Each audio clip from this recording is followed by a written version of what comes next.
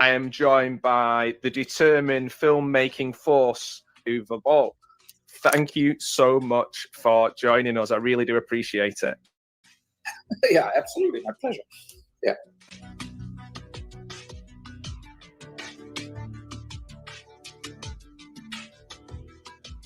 I'm here with Jason Brown, director, actor, special effects artist, editor, filmmaker.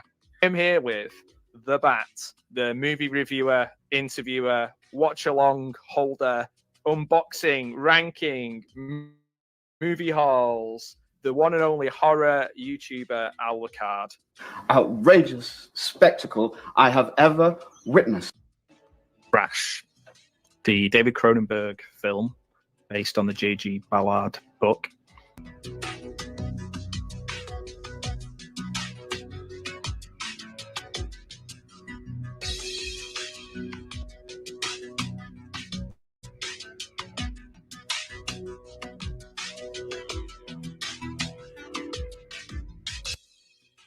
Taking Mercy for a quick paddle. I watched The Last Voyage of the Demeter last night from the director of the excellent Troll Hunter.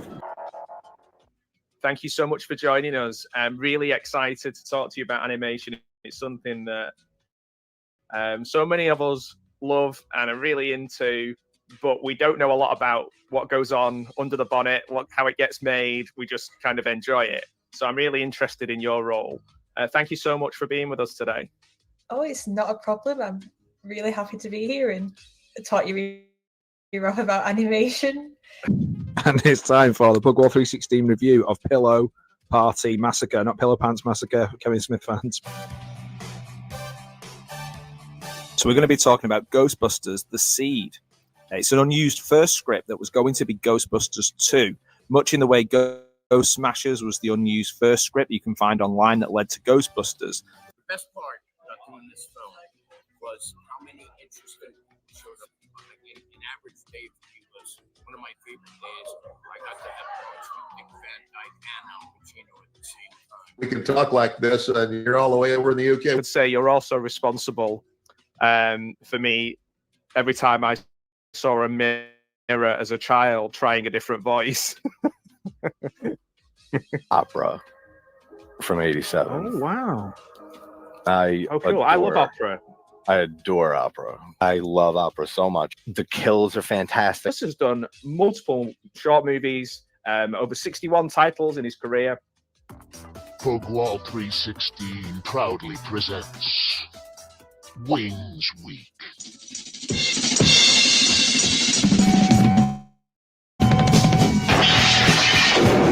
So, if you want horror, I've got horror for you. Chris McCauley, Dacre Stoker, thank you so much, gentlemen.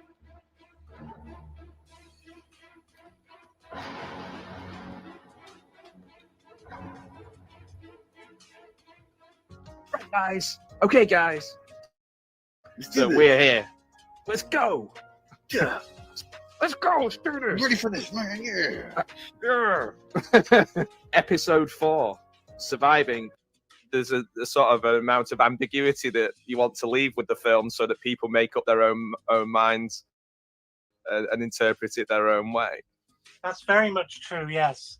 For a collectible publication, a monthly column. Incredibly sexy night owl. Don, I have to introduce him first, Larry, for obvious reasons.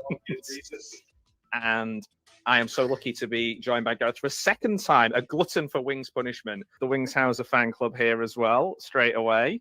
Larry's here. He was here for the first part of Wings Week. What I want, baby. Let's make that deal. Bang, bang, shoot 'em up. We're here to watch Dead Man's Shoes. I'm joined by Mike. How you doing, Mike? Blair Witch came out. The way they marketed that film, I thought was genius. The resurrection of a beloved name in horror, and we can do that today. So, thank you so much for watching, and I hope to be working with you very soon. Goodbye.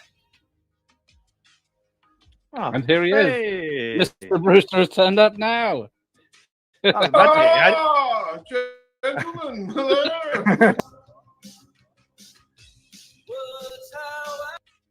Now, I don't want to give too much away, you see, so I had to be very careful there, 'cause I don't want to give any spoilers for people who haven't seen it. Retro Toys Minute.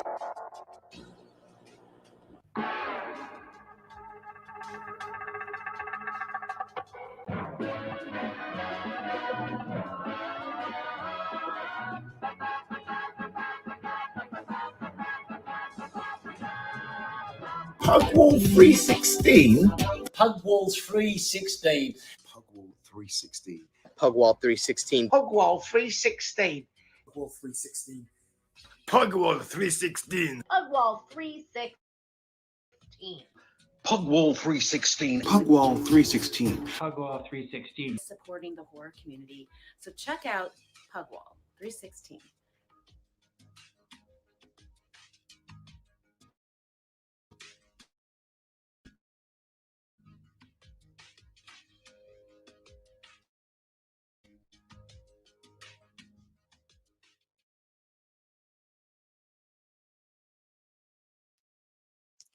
And here I am. So, today we are going to talk about a film that is probably forgotten by many, some might say rightfully so, Sex Lives of the Potato Men. I've been doing some research and some sort of digging, I guess, into this film because it changed how funding was approached in the UK. It was used as a bit of a political tool, which is strange because it's such, in a way, it's quite an inconsequential film, not particularly popular with moviegoers, reviewers, most of the people who were in it. Maybe the title as well doesn't help. But I thought we'll talk about it. I've got some quotes from people who were involved in it, some of the makers, some of the critics, some moviegoers, and how it kind of affected funding now. Because so many of the people that I've interviewed who are British filmmakers talk about how difficult it is to get funding. So I'm wondering if this is almost one of the reasons, not only reason, but one of the reasons why British film funding is such a hot topic and has also, like a lot of things, I'd imagine, has just got smaller and smaller and smaller, and the niche that they cater to with funding gets smaller and smaller as well. So feel free to put anything in the chat either now or comment later. A bit of an impromptu stream, mainly because just something came up and I was like, I've got an hour and I've been doing my research on this and I didn't want to make a long form video on it. But I did want to talk about it. I thought it was an interesting concept. So this is a film that has quite a lot of famous people in it. Mackenzie Crook from The Office, he was in Pirates of the Caribbean, Johnny Vegas, and Mark Gatiss, and different things like that. So I'm going to take you through a bit of a timeline of the film and see what, if anything pops up. Feel free to put something in the chat if there's any questions or anything you want to ask about it, or even if there's just films, maybe British films specifically, that you think are worse. Maybe this didn't deserve the loathing that it got. In a lot of ways, it's kind of maybe trying to go back to that time of like Omnibuses or the Confession series, or maybe some of the later carry-ons. But it didn't hit that. It didn't hit that right sweet spot. I guess it was similar in a lot of ways. I think I have got this DVD somewhere, but I can't find it. But similar, I guess, to how people received Carry On Columbus, which was out of its time. So I thought we'll have a look at this, and I'll just kind of take you through the timeline. So this was February 2004. It's a British sex comedy starring Johnny Vegas and Mackenzie Crook. A lot of the funding came from National Lottery money, and a lot of people think that this kind of ignited a bit of a culture war. It was like an easy target, and it probably did change the way UK films are funded forever. So it started with a script written by a gentleman named Andy Humphreys, who had worked in TV production in Manchester, at Granada Television, working under Tony Wilson, who you might know from the 24-Hour Party People movie. You know, his music management of bands like New Order and Joy Division, who became New Order, things like that. But Andy Humphreys' main role was liaising with bands, getting them on the show, because a lot of that Manchester music was shown on Granada, and comedy talent. So if you're thinking around the time of like young Steve Coogan, John Thompson, Carolina Hearn, things that did end up becoming quite mainstream and very, very popular. So how did Humphreys come up with the idea for Sex Lives of the Potato Men? Essentially, he saw a van that said Dave's Potatoes on it, and his idea was to combine the sort of popularity or the idea behind Dumb and Dumber and put that with the Confessions series. For those of you who might not know the Confessions series, I have a soft spot for the Confessions series. Robin Asquith films, he plays a character called Timmy Lee, who's always getting into kind of sexploits, different comedic sort of related mishaps, each one based on a different job. So plumber's mate, window cleaner, working in a holiday camp, pretty harmless stuff. So yeah, he wanted to have the sort of modern sensibility of Dumb and Dumber, the Confessions of Window Cleaner. He wanted it to be an apolitical take on the working class. Now, I think that's important at the moment, because we're looking at it as a particularly working class film, and the funding for working class films, unless it's, as so many people have said on my channel before, unless it's like poverty porn and kind of almost poking and prodding the working class and kind of looking at them that way, then maybe this is an easier target than sort of a Merchant Ivory or a sort of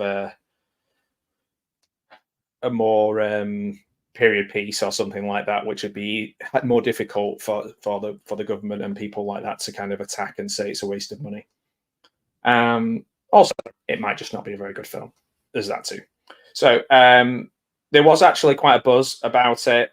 There was actually a bidding war to get this film made for the distribution of it. The cast, you've got Johnny Vegas, Mackenzie Crook. I mentioned Lucy Davis, who was very popular around the time because she was in The Office, the British Office. Julia Davis, Mark Gatiss, all successful and still are successful. So one of the actors who is in it, I've got an interview with him called Dominic Coleman, who I'm not as familiar with, but he talks he's more comfortable, I guess, talking about it in detail. He says that he thought initially there's a lot of gross out humor in it. Well, I guess that's the Dumb and Dumber side of it. And around those 2000s, that wouldn't be beyond the pale, would it, to think that you would have a film with lots of gross out moments in it, thinking of the American Pie and the Farrelly Brothers things and the Farrelly Brothers films and things like that. But he did say there was lots of quirky moments in it. In 2000, the new Labour government, they set up the UK Film Council, which had 75 staff working for it, sustaining the allocation and streamlining of national lottery funding to British film. So it was quite outspoken. So they were out there saying, we are supporting the arts. Now, obviously, these days we could be like, oh, in fact, literally in the village where I live this week, someone has put an art installation up that's cost a lot of money. Obviously, art is subjective, and people are like, well, that money could have gone on something else. And da, da, da, da. But I would say, even though I'm not a big fan of the art installation, that money wasn't going to go somewhere else. You can kind of look at it objectively, that for somebody that's incredibly inspiring, it's feeding the family of the artist, it's got lots of benefits. But we could just say it's a waste of money and we should be spending it on something else. So they were very outspoken, putting themselves kind of on a pedestal to be knocked off about the British film industry and how they were going to support it. And this was a very specific exercise that they did with this film. So they wanted to disrupt the idea that the British filmmaking was only about making very worthy films, like Touching the Void, which is a great film, or Bloody Sunday. They were thinking about making films actually in Britain that would be those box office groups of people going out having fun, light, but also hopefully bring lots of people in. So the demographic they were aiming at, they called themselves the UKFC, and they were looking at a demographic of people that maybe weren't going to go and watch Gosford Park, but were going to go and watch American Pie or Dumb and Dumber or something like that. So it was contested within the council. They weren't sure about how to do this. It resulted in the 3 million budget. 1 million of it came from the lottery money. And it was always understood as a bawdy sex comedy. So again, certain age groups are going to go and see this, hopefully, and other ones are excluded. So it's not like now where maybe there's lots of films made where they try and cover every demographic to get as many people in as possible. This probably would not even get a cinema release now. I don't think it would. Horror will now. Horror's one of the few genres that will, where the films will still get original films released at the cinema. So the debate was about this, about was it a good idea? And because they got the 1 million to the 3 million, they had to find more money to get it made. It was still set in Birmingham, where originally they wanted it to do, but they're going to film it in London, where most of the cast lived and things like that. So straight away, it wasn't as authentic as what they'd anticipated. So it's in Chigwell, which I believe is in Essex, and it was a tough shoot. It was a tough shoot for people. Lots of shooting in front of tower blocks where crack dens were being shut down and things like that. So it was a bit of a tough shoot in that sense.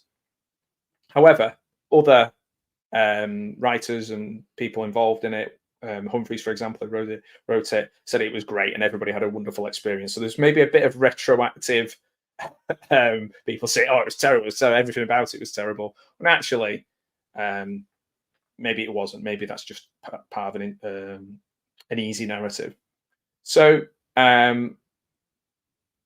audiences do love to hate films, don't they? So I wrote in my notes that this is not one of those films that people love to hate. The sex jokes really hit in a dour way rather than a fun way, like tawdry and grubby, because of the surroundings. It's a bit like you don't watch EastEnders to make you laugh, it's not got that. It's just not got that element to it. So it's not like a kind of Carry On jollity that's there or anything like that. So it's 82 minutes long, and for example, like Mackenzie Crook has a scene with his mother-in-law, and he's almost sort of held down and taken advantage of, the whole joke being that he's just very weak. There's like jokes about fishy smells and things like that, and it's like, it'd be great if they were funny. They're funny. Like, I'm a strong believer. If it's funny, it's funny. Like, I'm not like, oh, this can't be funny because, but it just, from my point of view, there's thin pickings with funniness. Mark Gatiss' character is kind of stalking somebody, gives up stalking to find romance with Julia Davis, and then there's like a dog poop joke. Again, we see that in some Hollywood films, but yeah. Adrian Chiles, for those of you in Britain will know who this is. Adrian Chiles pops up as like a swinger, which is just odd, like a guy that you maybe know around that time for talking about money on the BBC. It went on general release 20th of February that year, and here are some of the top line reviews that I saw. I love reading creative reviews of films, particularly ones like this. So the Times, a sump of untreated dung. To others, it was just the worst film ever made. That's a bit lazy. It's like finding the right, being able to, the Telegraph said it is like finding the right words at a nasty accident. I don't understand what that means. Just like finding the right words at a nasty accident. Is the film The Nasty Accident? The Evening Standard, she went with a little pattern here. See if you can spot it. Mirthless, worthless, toothless, and useless. The Observer stated that some other critics had passed away and were lucky because they didn't have to watch this. Peter Bradshaw in The Guardian. This is interesting because Peter Bradshaw writes the reviews for The Guardian. He wrote an act. He was partly one of the writers, and he did act in. If I can get my teeth in one of the worst sitcoms ever made, called Baddiel Syndrome with David Baddiel. But Peter Bradshaw, he said, should we put the gun barrel to our temples or in our mouths for a cleaner kill? Wow, that's a bit dramatic, isn't it? Now, this is where the politics gets involved. So both Labour MP, Claire Short, Conservative MP, Anne Widdecombe condemned the film straight away. I'm always thinking in these, have they seen it? Have they actually watched it? Culture Secretary of the Conservative Party took up the film as a cause. You can produce any old rubbish with your own money, she told the Daily Mail, but the public don't want to feel their money is being wasted. So this is where it becomes like a political tool. Now, if you go back and watch my video on David Cronenberg's Crash, very similar in the way that it's used. Obviously, that is a significantly better film, but a different film. But possibly, you'd think they'd learn that sometimes taking on these films as something to use as a tool to get people on side is a bit of a double-edged sword. But anyway, let's see what happened. Maybe it worked here for them. So basically, actors went on TV shows to promote the film, and the film basically didn't come up to scratch. So they knew they were promoting something that they didn't wholly support as a great film, and it started being like bullying in a sense. Not that they're the only people to ever made a bad film, but it was like, this is an indictment of Tony Blair's Britain and the support that bad films can get to make lots of money to make a film that they shouldn't be making in the first place. Like, under our watch, this wouldn't happen. That kind of thing, which, to be fair, isn't wrong in the sense of like, but you don't know a film's going to be terrible. That, if everybody knew that something was going to be a hit or going to be successful well in advance, then there'd be a lot of films that just don't get made in the first place, because it's hard to know what a finished product will look like. But then there's comments and things like that. It started getting dragged into the yob culture. Now again, that's a bit of an easy thing because it's not a Keira Knightley costume drama. So yeah, I'll leave that one there. But even the director and the writer were doorstepped by journalists, opinion pieces in the newspaper about it. So it's getting a different kind of press than most films. And again, you might not even have heard of Sex, Lies, and the Potato Man. You might have maybe heard of it, thought it was like almost like a punchline of a joke of being a crap film, which it is. But people get doorstepped when they've done something really wrong, often anyway. And making a movie, getting funding through the correct channels, it's not like they were getting it from some sort of mafia don. Like, they followed all the correct procedures just like anyone else. So comedian Stuart Lee came out and said, like, in one of his articles around the time, that this is definitely, there's a class aspect there, which is interesting because there's somebody who is, Stuart Lee is known for being like a relatively political comedian from an Oxbridge background himself, but able to kind of spot that class element there. Some people say that the reason that something like Fleabag did disproportionately well, is that the same reason that Sex, Lies, and the Potato Man did badly? is it that people don't want to believe that people like that exist? It's like an uncomfortable element. It's like we'll just call it a yob culture or this, that, and the other, so yeah. If you add it to the lineage of the 1970s unvarnished view of working class life, then it does make a bit more. It does make a bit more sense chronologically. I guess this came out in 2005 though, and it didn't have anywhere to fit into. It was kind of out on its own. It was an outlier.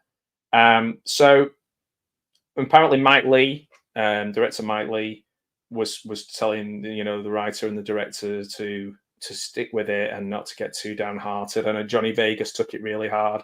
And Johnny Vegas actually said, like, everybody who was in the film read the script and wanted to be in it, which I think is quite a brave thing to say, considering most of the other people tried to just distance themselves from it. This is why it's really hard to find interviews, as I've tried, with people talking about it who aren't the writer, the director, Johnny Vegas, and other people from the outside of the film who maybe have a take on it. I don't think there's an article or an interview with, like, say, Mark Gatiss on it, because he's gone off and done different things. So Humphreys returned to TV, making documentaries on comedy legends. I don't know if you remember on BBC years ago, there was some really good, you can find them on YouTube, some really good comedy legends documentaries. Really worth checking those ones out. He made some of those. He actually did write a sequel, which never got made.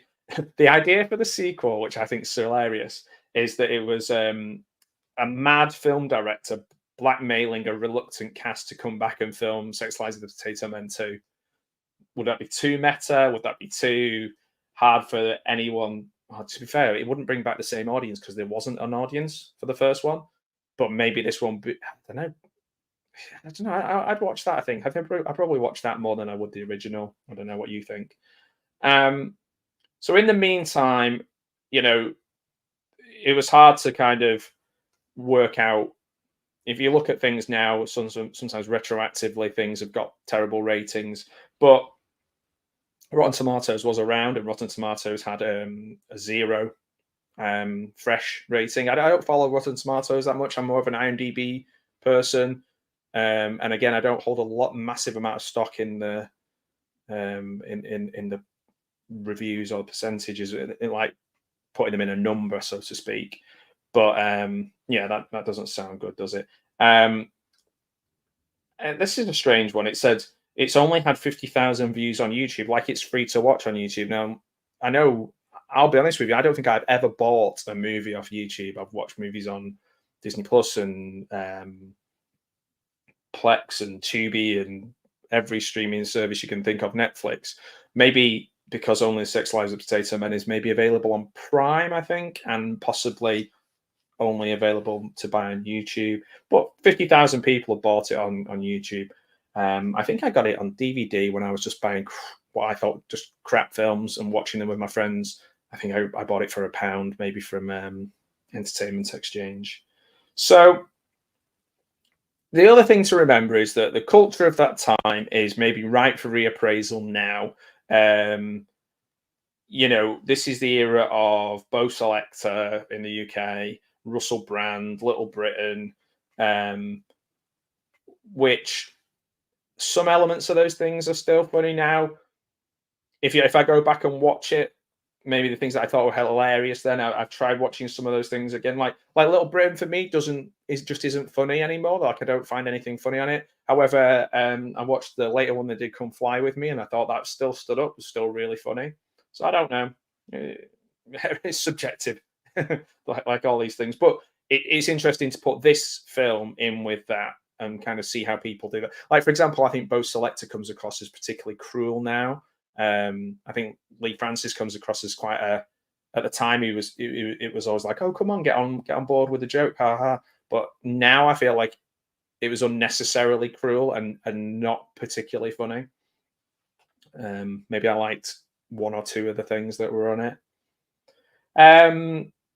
But other films that they were funding at the same time, This Is England, In the Loop, again, I've not seen In the Loop. I have seen This Is England. I do like Shane Meadows. I think they had is it Four? I always forget the title of the Chris Morris film, Four Lions. I think they did that as well. So when the Conservative Party came to power in 2010, his idea was he was going to bust these groups, the bonfire of the Quangos, austerity, and things like that. Much of the coverage was about how did Sex Lives of the Potato Men get made. She's mad. I'm not saying that all in the whole it was on the front page of every newspaper. But what I mean is in terms of used as an example of things being made that shouldn't be made, money being spent that shouldn't have been spent. And this kind of prefigured how the Tories would deal with the creative industries in power, rather than trying to make a range of different things. Their idea was going to just balance risk and reward, and just invest in things to this day that will be almost a surefire hit. The BFI are very clever at putting their logo on things and almost like rebadging something once they know it's going to be very successful.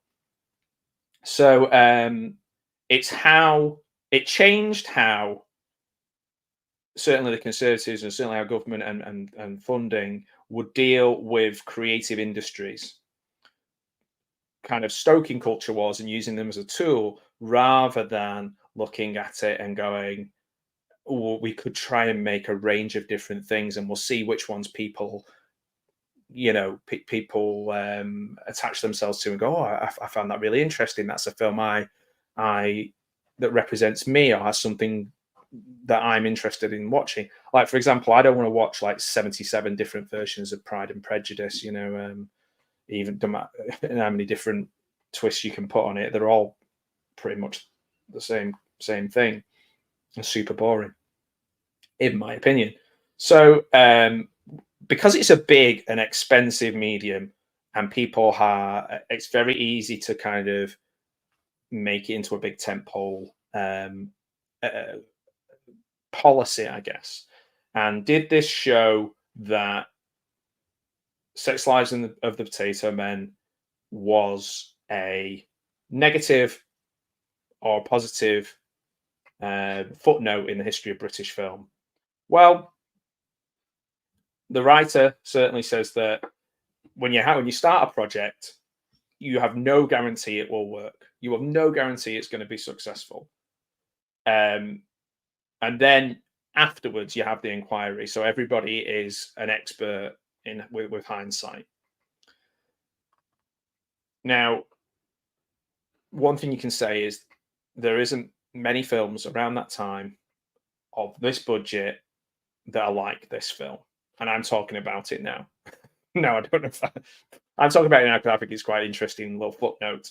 Now, I'm just going to go through how people talk about it now. I've been through different comment sections, and just to try and give it an overview before I finish, because this is going to be a short stream, about how just a selection of people feel about the film now in 2024. So obviously it's 20 years ago. 20 years has gone by. So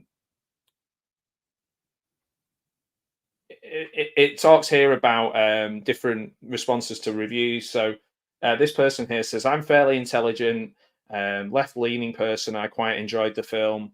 My husband is of the same opinion.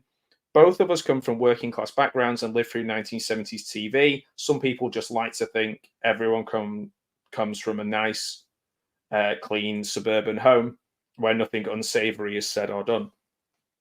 That's a fair comment. If you enjoy, yeah, I'm interested to see what people think about that. If here's another one. Saw it at the time, although it's not a good film. It was nothing like as bad as the hysterical pylon insisted. I agree with Mike Lee. You can see what it was trying to do, but unlike Lee's films that are lauded about the underclass, it had the unforgivable nerve to try and be funny.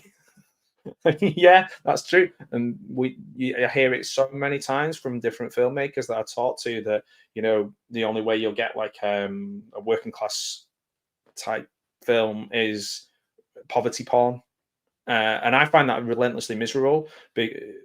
Yeah, I just find it relentlessly miserable. He said, I also agree that the critical reaction tipped over into ugly bullying. Interesting.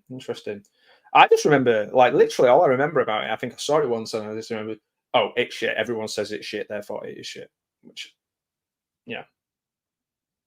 That's 20 years ago, so I was what? 20? 24? 20? Okay, it's not the greatest film ever made, but it really isn't the worst. And it is the kind of example of a comedy of cringe that was, via programs like The Office, were becoming popular. Cringe comedy, yeah. It's hard, isn't it? I think The Office, the British Office, is probably one of the few sort of cringe comedies that I could watch now and still think is an absolute masterpiece. And a lot of people, are thinking that as well. Certainly, I don't know if it made it. It didn't make it out of the UK, I don't think. And yeah, it was a movie. Some people might disagree with that. So here's a really funny one. If you want a long evening, combine this with lesbian vampire killers and a 6-pack of supermarket own brand lager, and relive the hideously drawn out death of lad culture and terrible British cinema. Yeah. That Horn and Corden TV series. I mean, I know James Corden's managed to go over to America, and people gradually get the same opinion of him over there than they did over here, which is wild that he's managed to do that. But yeah, lesbian vampire killers and this back to back, I don't think I fancy that. While reading Loaded magazine or something. Okay, so I suppose one point about this is another. These are all just comments that I've gathered from the internet.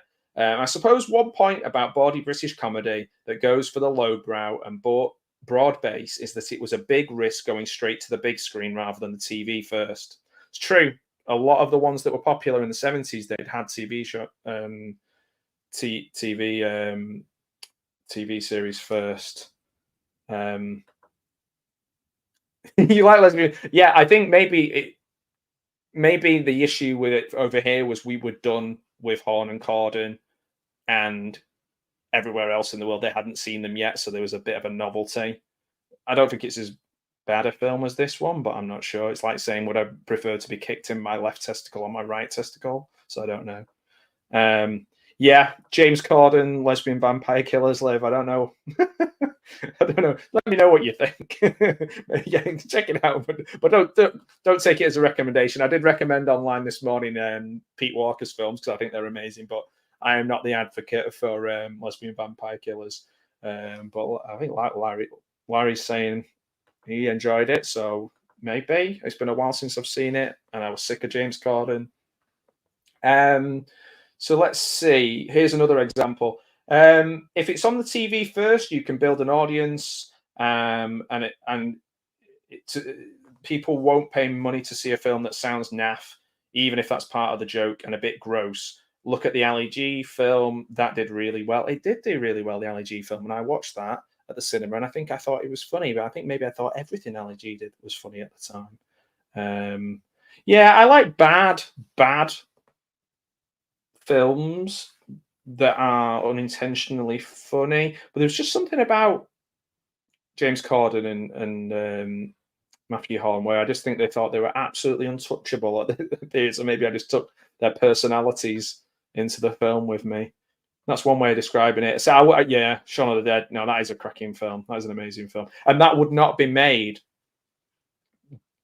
any after what I've just discussed in this video. In the sense of the funding system changed, you wouldn't get a Shaun of the Dead because they wouldn't take that risk anymore, and it'd be a political football. But yeah, maybe watch them. I don't know about watching Sex Lies of the Potato Men or Vampire Killers, but yeah, you might love it. You might do. So here's an interesting one. A comment I found on YouTube. Somebody posted that somebody DJ'd at the rap party for this film and played five records.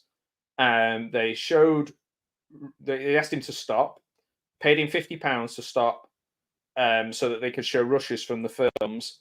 and then he was talking about Morrissey with Mark Gatiss for a while, and then just put, "I've never seen the film." I love comments like that. That's so funny. Let's see. Somebody said, "I was walking in Manchester and a fan was shouting at Johnny Vegas, 'Oi, Vegas, you're shite.'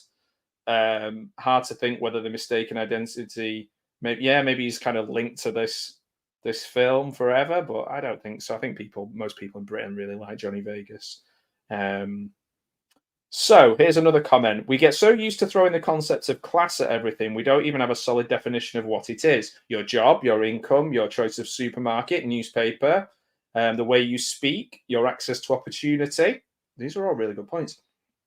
"We define it differently, and yet any discussion of pretty much anything that contains a reference to class, other countries must think we're out of our minds." Yeah, is that true? Is that a particularly British thing, that we're very sensitive about class and we use class in our cultural arguments, and politicians use it maybe in the same way as other countries use race more, and maybe in Britain they use class more just to get votes and just to get people on board.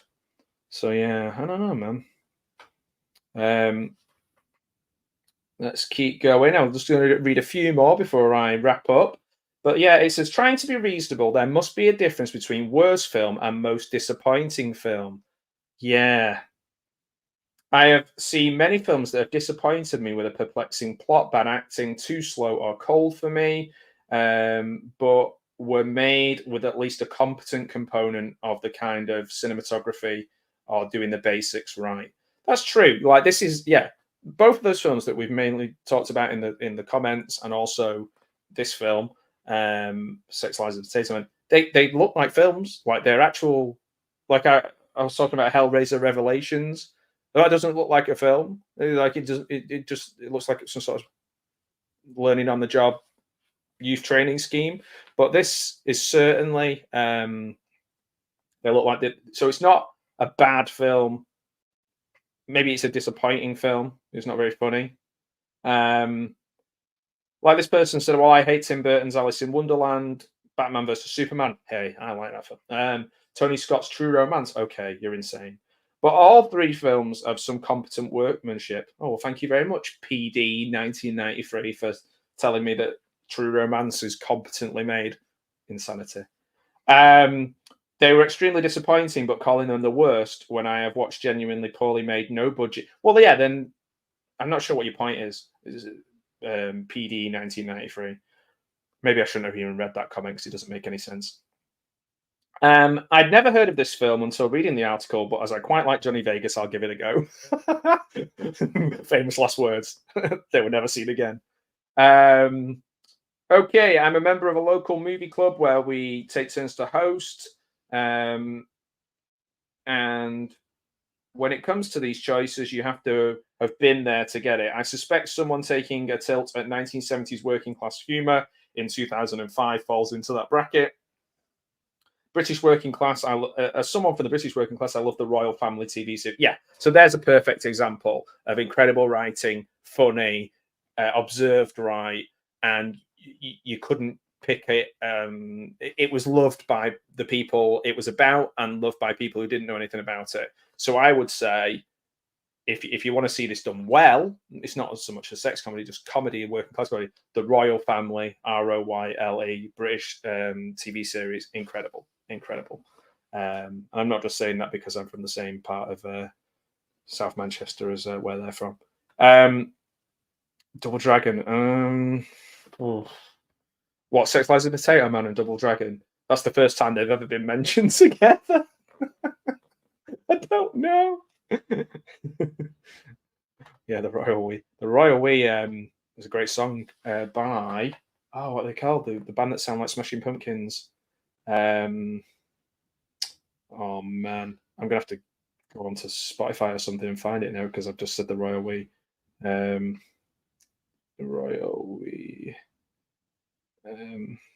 Oh man, what are they called? They did that song "Nice to Know You Work Alone." Silver Sun Pickups. That's what I was thinking of. They did a song called The Royal We. It is. Yeah, some of these comments are just wild in the sense of it's like, I don't know. I've never seen Sex Lies of a Potato Man, but I have seen On the Waterfront, and Marlon Brando is a much better actor than Mackenzie. Like, what? Got problems at the moment with Mal. This is completely digressing from what I was discussing. I've got problems with Marlon Brando at the moment. Where I've made a documentary about him, and I've had a copyright claim that my first one that I've contested because I think it was unfair to. Anyway, so a few more of these. I've never seen the film, so I just spent the last 90 minutes watching it. Crash jokes and smut. There are plenty of funny moments and a few effective ones too. Maybe I need to rewatch this. I have got it in my folder somewhere. The relationships between the various potato men were quite well observed. I've never met. I'm from a working class background, and I have never met a potato man or seen a potato wagon in my life. Or if I have, it's passed me by. Or maybe my dad just went and bought them from the shop. More worthy films have been less enjoyable. Okay. The worst film ever made. Oh, okay. Why are we doing this now? The worst film ever made is Armageddon. Worst film is Moonfall. Right. Okay. That's not. I don't think I've put. Yeah, my title doesn't say worst film ever. So yeah. I've never seen all of it. I did catch half an hour of it. Firstly, it's in Birmingham. If you've ever watched documentaries about wife swapping, you'll probably know it's always in Birmingham. Just like yeah,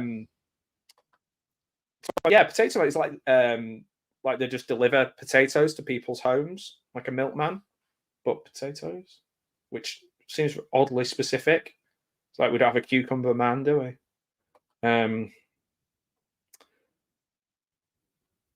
Yeah. Oh, don't get Larry started on the Last Jedi. I like Biodome as well, but I like Pauly Shore.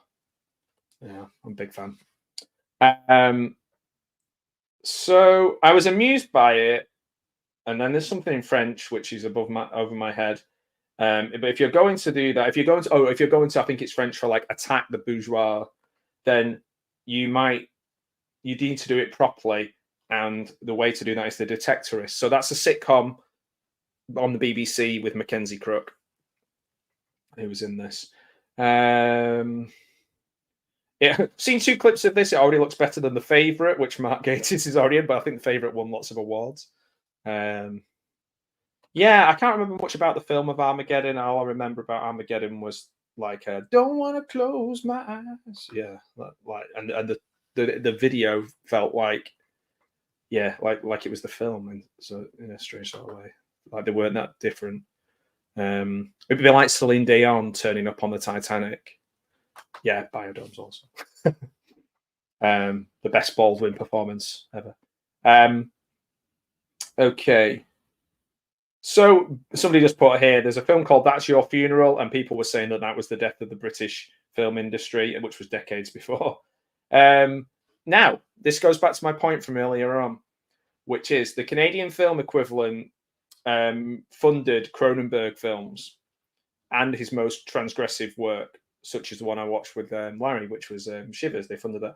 Do the Canadian government like being associated with body horror and sex psychosis stories? No, but at least they have some credibility.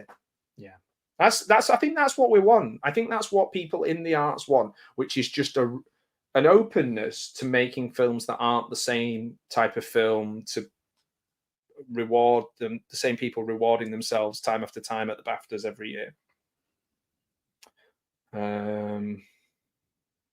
Let's keep going. I've got a few more that I saved. I only started to save interesting ones, but then maybe I've added a few not so interesting ones in there as well. Haven't seen it, but the title, so the title of this article that I'm reading as well, surely the title alone condemns it to lasting ignominy. You just cannot have sex and potatoes in the same sentence. Well, what about somebody underneath put, I'll mash the potato once I've finished having sex. There you go. It's always useful.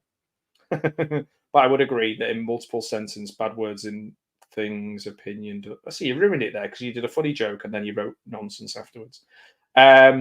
There was a film in the 80s, a comedy that failed. There's also there's a vampire motorcycle one that this reminds me of, which I quite enjoyed, which has C-3PO in it. And Morons from Outer Space is another one. Maybe they'll do a box set of these lesbian vampire killers, Morons from Outer Space. Just like a box set that nobody wants to watch. Yeah, I mean, this is a true point. This is one here. If you want to be subversive, you have to be good. The film was shit. To say different is wrong. And it allowed the Love Actually crowd to wring their hands and moan about the proles, that's a horrible phrase, but lower class people. If you're from Oxbridge, you are flame proof. This is Britain. Interesting. True though, like Love Actually, yeah. I mean, then having said that, like Love Actually, I can't remember if I've seen it all the way through, but I think it's better than this. But that's not the point. I think the point they make is true. Like if you're going to make a film that's like subversive about the working class, then it has to be it has to be good. Yeah, Steve Buscemi's awesome. You know, Steve Buscemi, my favorite moment for Steve Buscemi in Ghost World, where the woman's walking across the road and he says, have some more kids. She's walking, says, have some more kids. Why don't you? Like, she's taking so long. Yeah. I appreciate that. I love that about the Canadians. The Canadian Texan. Yeah. Yeah. I just pretend that Larry is from Canada. Yeah, I think a lot of people do. I don't think it's a bad film, but it is weird in a lot of ways, isn't it? There's some odd stuff going on. There's like a million things happening in the film. Yeah, and also there's some dodgy behaviors as well. Then somebody's just put, have you all heard of The Room? That's a bad film. Yeah, we've all heard of The Room. We know The Room. Oh, hi, Mark. Yeah, we get it. I did not. Oh, hey, Denny. What kind of drugs? Yeah, we know. We've seen The Room. We're not talking about The Room. Don't have to mention The Room. Okay. I'm going to cut that down. That's going to be my intro to all my videos from now on. Oh, hi, Mark. Worst film ever made does sound very sniffy and condescending. At least they tried. I'd say a lot. At least they tried. I'd like to. At least they tried. I'd say a lot of the cynical dross from Marvel is worse, but yeah, true. And like Eternals, Ant-Man, Quantumania, we're not going to be talking about those on a stream 20 years later. Just nothing to say about them. Yeah, some people were saying that this new film that's out with Olivia Colman, Wicked Little Letters, is pretty bad, but it'll get a lot of good publicity because it's Olivia Colman and it's the right people. So I don't know, it's interesting. Let's face it, 8% of British movies are rubbish. It's not a great hit rate. Okay, right. There's definitely some bad British movies. We make less of them. But there's some incredible British movies as well. And there's some incredible British movies that don't get made. I think that's the point. And then somebody underneath called Nobby Wankoff gives Nobby Wankoff. He gives this 5 stars and puts a masterpiece. Yeah, I love The Room. I will watch The Room. And I've been to the events with Greg Sestero. I watched the Riff Tracks version. I watched the original version, and I read the book. I'm not a big fan of the Disaster Artist film, just because of the way James Franco was like dismissive of Tommy Wiseau. I was like, fuck off, when he was getting his award and stuff. But I actually love the original Room. I think it's fantastic. Yeah, Closer. So Closer with Natalie Portman, Jude Law, and I think it was written by Patrick Marber. So I'd imagine it's mostly British. Yeah, I've owned that, or I certainly borrowed it. Or I think I remember that being quite a cool. I think Patrick Marber's a good writer, though. Yeah, I think it's quite a sexy film as well, isn't it? Unlike Sex Lies of the Potato Men. Yeah, Nobby and giving it a masterpiece, 5 stars. I don't think I can top that. I was aiming for to spend an hour talking about this, but I feel I can't top Nobby Wenkoff's. Oh, here we go. I can. So this guy is called Troy McClure in the comments section here. He gets 5 stars for the name for sure. So Troy McClure, Stop the Planet of the Apes, I Want to Get Off, and all those films that he was in. He said that the money given to the producers was obviously wasted. Okay. But the real waste was that 75 people were employed by the UKFC, so the people who gave the funding, easily 4 million a year in salaries. No one ever mentions that. When a mere panel of 5 people could have met once a month to vote on which scripts would be funded. Good comment. Yeah. This is it. I'm not taking a political stance. I'm taking like a stance of a movie fan who wants British movies to get made that aren't all the same. And we're in 2024, and the odd one gets through. St. Maud, Host, documentaries tend to do okay, but yeah. Sounds about right. I don't really know what those 75 people were doing. It's a good example of where the Labour Party went wrong around this time and the public sector becoming bloated. Yeah, true. And then I guess what they've done is the Conservatives have took that football and ran with it and overcorrected to make a political point. So yeah, that's interesting. Which one would you not watch without significant other The Room or Six Lives of the Potato Man, like a date movie? Or Love Actually? I'm not sure which one, Larry. Hey, Bud Files, good to see you. Thanks for always supporting the channel and joining the chats. I love it. On the plus side, this film has a great soundtrack. Ace of Spades, Come On Eileen. On the minus side, it's really tedious. Okay, somebody said, is this worse than 1941 or Battlefield Earth? So I'm not going to get into like a massive, is this worse than this film? Because that's not really the point. It's about how this changed funding massively. Yeah, interesting. Oh, Closer, yeah. Okay, yeah, that's true. Yeah, I get that. Okay, yeah. It was like around this time, wasn't it? I think it was around this time because I remember getting it from Blockbuster. So, and I remember burning it onto DVD. They can't catch me now. There's one Blockbuster shop left. So yeah, there's people start going into Plan 9 from Outer Space. I did save a lot of comments in this. I could read them all day, but that's probably not that interesting. So a lot of people are saying, things like the working class is a very broad spectrum of people and experience. This is a very one-dimensional take. A bit like if anyone's ever heard of Rita Sue and Bob 2, a film that I found quite... So people were wanging on about it, going on about it loads when I was younger because it was a bit transgressive. But I actually thought it was a bad depiction of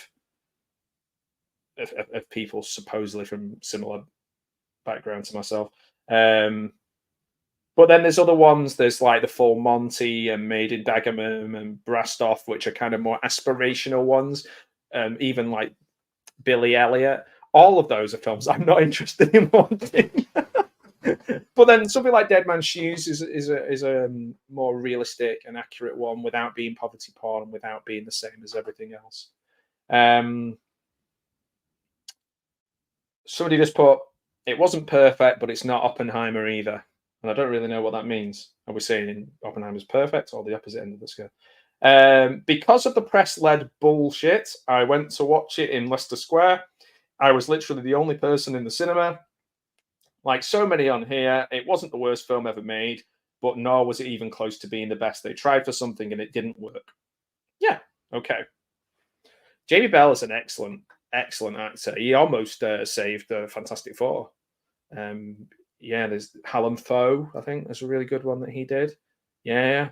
I think he's an excellent actor. I don't have a big crush on him, but I can appreciate his work and his face. Let's see. Okay, so yeah, Michael. A lot of Michael Winner's later films, people are like, you know, he was getting, maybe this was independent funding, you know, sketchy stuff. I was cast in the Michael Winner film Parting Shots playing young policeman. He took an instant dislike to me and gave me hell on set, calling me the worst actor in the Western world. Parting Shots was voted one of the worst films ever made, and I was the worst actor in it. For a while, when I was treading the boards, I put this in my biography, figuring the only way from Gee, dog scared me to death. All right, Marcy. Was the only way up from there. Just one second. Marcy, come here. Come here. No, come here. So Marcy's got a lot to say about this film. And I think this is a good way for me to wrap up. It's by no means a classic film, but by no means as bad as what people say it is. And I think it's such a shame it was used as this kind of political tool. If you've watched it or you're going to watch it, let me know what you think about this movie, because I'm really interested in just, I think most people would just say it's not terrible, but it's not great. And maybe it's a bit unfair to be labeled as the worst, but again, that's quite subjective, isn't it? I think yeah. My man crush, yeah, Jamie Bell, wonderful face. Yeah, and that's it. Marcy is wanting to be on camera. I'm not sure where she's gone right now, actually. Where are you hiding? She's gone. She's disappeared. So before we start going down that road of all the different people that have got nice faces, I am interested in people having a look and seeing what they think about it. But it's fascinating. If you like this kind of talk about how films are used politically, I made a little video on the Cronenberg film Crash and how that impacted in Britain as well. We're a strange little country, aren't we? We are a very odd little country when it comes to things like this, when it comes to the arts. Tom Hardy and Clive Owen. Yeah, Clive Owen, I think he's missed his chance to be James Bond, hasn't he? But yeah, Tom Hardy. Maybe I don't know. I don't know who my man crush is. Who I think is. It's probably somebody very old, like Vincent Price or Marlon Brando or someone. All right, guys. Thank you so much. Thanks for that. I appreciate that. And yeah, this is almost like a live version of the one that I did for Crash. But guys, guys, it drives me mad when people do that.